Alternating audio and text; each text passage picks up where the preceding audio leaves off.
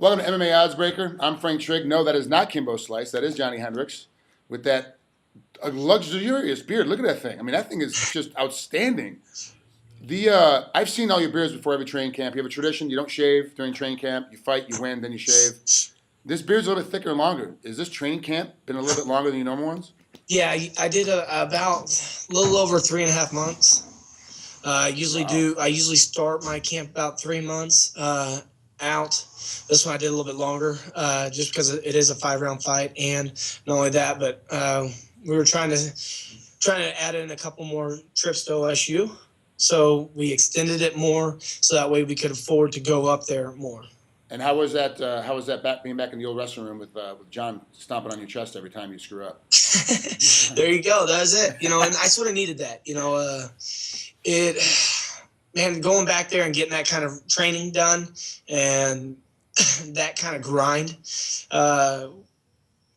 Coach John Smith, he was like, man, this is the best you've looked before a fight, the best shape you've been in. This is the lightest I've been before a fight. So, I did a lot of things different that I haven't done, and I have to now, because I don't plan on losing, so I want to continue to prepare for 5-round fights. Of course, everyone's talking about, first time Johnny's been in a big, 5-rounder. You put him in that 4th round, all of a sudden the championship rounds, that's where everything's going to start falling apart.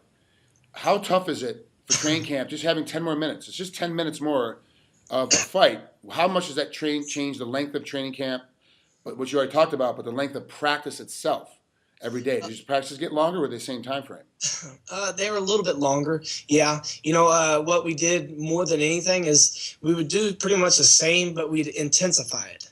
If you just intensify it a little bit and then afterwards do more runs, do something that's going to keep the cardio going. And also I realized that I don't have to win 3 rounds or 2 rounds. Yeah. So everything's balanced on rounds. So now I have to go out there and at least win 3 to win this fight.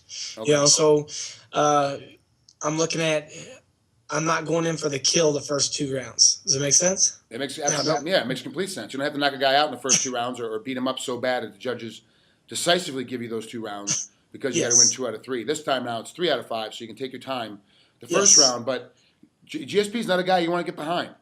If he gets his momentum going and gets built up, if he has a really good first round, even if he wins the first round, that's okay. But if he wins the first round with a lot of momentum, that's going to be an issue to try to slow him down going into the second round. It makes it difficult to start stealing rounds from him. Are there some things you have in your bag that you're going to do to kind of keep his pace down, keep him slowed down the first couple of rounds, even if he wins those rounds, knowing for sure he won't get that big momentum swing? Yeah, there's a lot of things that I can do. I think he's going to try to do a lot of takedowns. He's going to try to put me against the cage, wear out my arms, those kind of things. And for a wrestler, as well as I do, it takes a lot to wear down my arms. As much as I've been going up there and wrestling with Chris Perry, Crushmeyer, those guys, those are studs, and I've been doing a lot of hand fighting, so my arms aren't getting tired. And Coach Smith has been putting me through workouts while I'm up there to strengthen my arms too, like they were in college. So that's going to play into my favor. I just can't let him really try to keep me against the cage. A lot of his takedowns come within the perimeter of the octagon. So I got to know that my cage limit is that first line before the cage. Does that make sense? It makes absolute sense, yeah. Keep that away. For the people at home, you don't understand. We as athletes, we have the octagon is sectioned off for us. We have the very center, which is the center mat, and you have that gray zone, which is kind of just all canvas on a couple of advertisers. Yep. And then you have that line where there's a line that's about 3 feet off the cage that we all know that once you touch that line, either I'm shooting on you, he's shooting on me, we're banging into the cage, and we all know that we have a different mentality to move in that space, and that's what Johnny's talking about. Is when he hits that line. He has a definite plan of what's going to happen once he's in that space. GSP always comes with a great game plan. You've pretty much figured out what he's going to do to you. That's the way I think he's going to try to attack you. But the biggest question is, will GSP be able to take you down?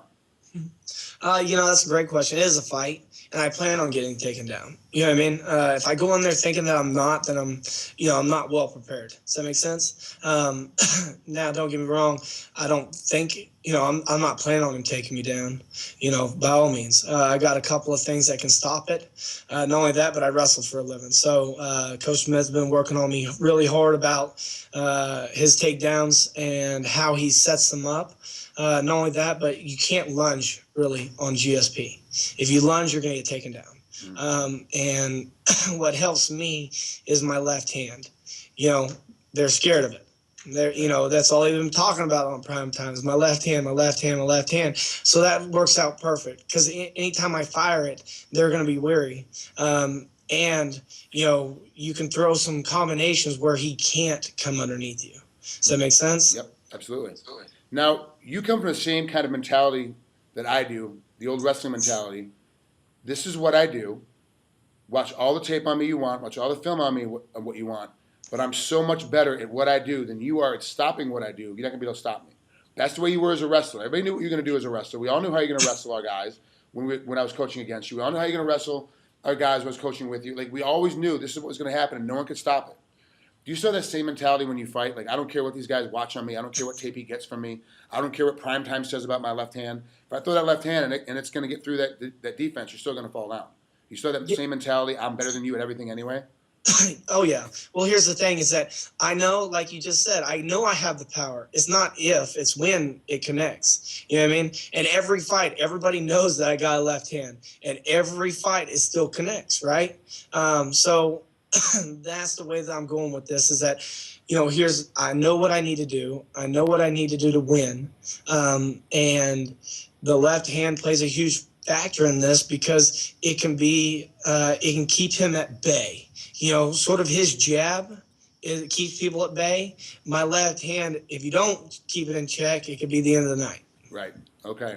Last question before we let you go. Have you actually thought about what's going to happen to you physically and emotionally and mentally when you're standing there and Bruce Buffer announces and new champion of the world?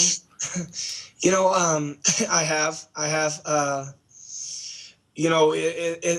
I probably won't show it too much in the octagon, but whenever I get behind closed doors with, Chris Feist and Mark Lehman, Steven, Tony, and my Adrian, those guys, and that's whenever I'll let myself down. Let my guard down. That's sort of the way I was with college. I was excited, but once I got behind closed doors, that's whenever I was like, we did it, and it sort of sank in. Does that make sense? Absolutely. It doesn't really hit you whenever you're out there competing.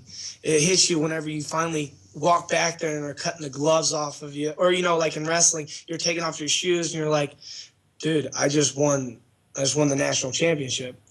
So it takes a while for it to sink in. It does, and sometimes people – some it's quicker than others, but for me, it always took a moment, and I have a feeling that's the same thing that's going to happen with this is that I'm going to be super excited, but yet once I hug my wife and I hand that belt to her and the kids and say, this is yours, this is why we did what we did and the struggles that we had to go through each training camp, this is for you guys. That's what I think that's when it's going to hit me.